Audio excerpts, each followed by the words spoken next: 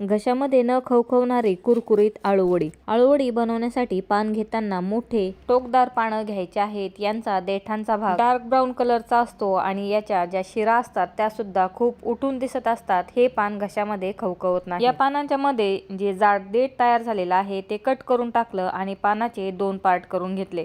साईडला सुद्धा जो जाड भाग आहे तो काढून लाटण्याने पातळ करून घ्यायचा। पाण्यामध्ये मीठ टाकून सर्व पानं धुवून घ्यायचे। 2 वाटी किंवा पाव किलो बेसन पीठ, 2 चमचे तांदूळचं पीठ, लाल मिरची पावडर, धना पावडर, हळद, चवीनुसार मीठ, भरपूर तीळ, गुळाचे पाणी, अर्धा लिंबाचा रस, गरजेनुसार पाणी टाकून घट्टसर पीठ लावून घेतलं।